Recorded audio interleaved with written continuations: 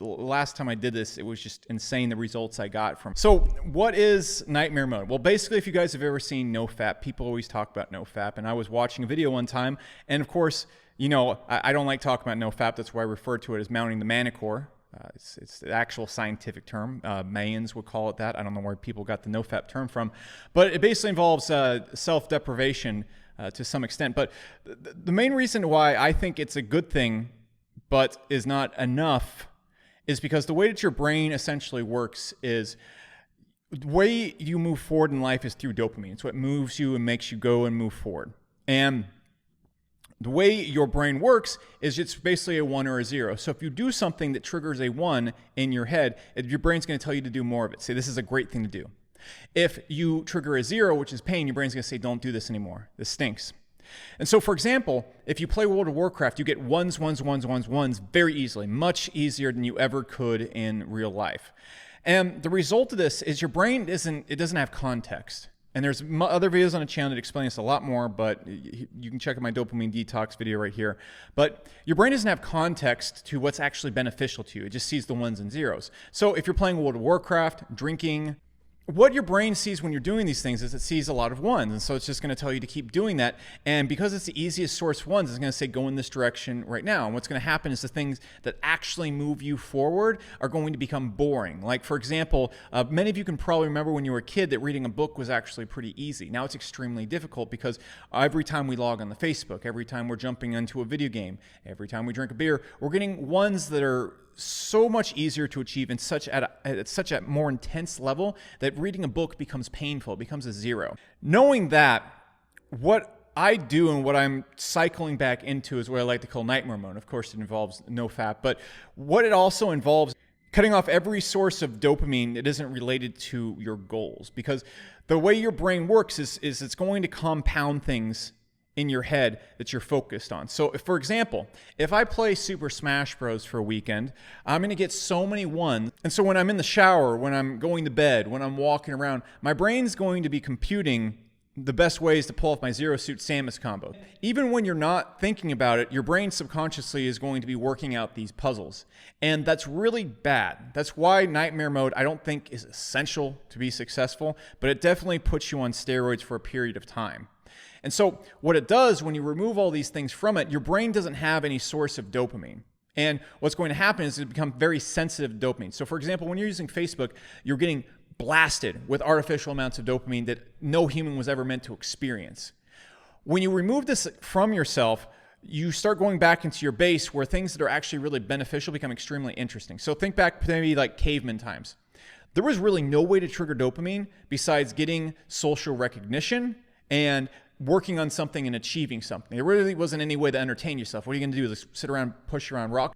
And so in theory, things that would be terrible for us right now, going out and hunting a boar, extremely interesting to them. But after the deprivation period goes on, your brain gets completely locked into the things that are beneficial for you. And the reason why I want to do that right now that you kind of understand how it works and why I'm doing it, is my company, Hyros, I've been building it for almost 2 years now. We've just been building. We opened it up privately about 8 months ago. And we've just been working with customers to make sure the experience is perfect. And we haven't refined it or anything because we're just going to keep working experience and making the best software possible. Really slow burn route. At this point in time, we're done. It's done. We completed it this Monday. We passed the last UI live. And so basically, it's kind of like that moment at the hot gates in the 300. Where it's kind of time for action. There's no more building, it's just time to go on the assault. And by assault, that means this is where my talent comes into the company. I'm building is fun, it's great, but it's time to actually go out there and actually start doing the things I'm good at. And I want to have my full attention here because this is when I can really maximize it. So it's basically go time. And so what I'm going to be doing for the next 60 days is going into a deep nightmare mode.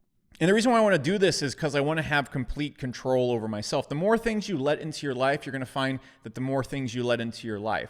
For example, if you start playing video games, you're probably going to start drinking again. If you start drinking again, you're probably going to start watching TV. If you start watching TV, you're probably going to start dropping a lot of your productive habits. It all goes in a chain.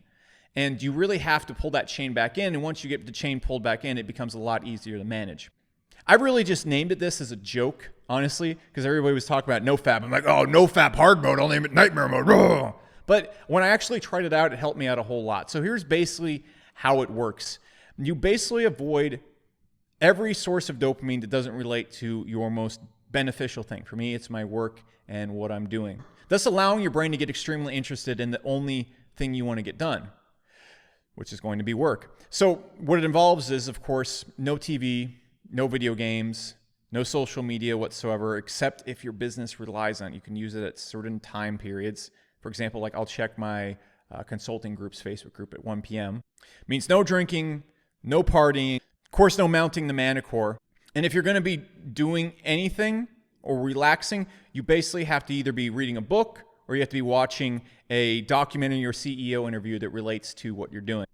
And by doing this, it allows you to at least claim full control of yourself. This means no friends. This means no messing around. But if you look at almost every great person, this is almost exactly how they've operated, especially the best of the best athletes. And if you want to be the best at something, you want to truly excel, you have to truly commit. And so that's what I'm planning on doing. And that's overall the general gist of it. Of course, diet-wise, I don't really think of it, but basically what I consume when I'm on nightmare mode is I'm basically going to be living off spinach, chicken protein, olive oil, some plant protein, and oatmeal.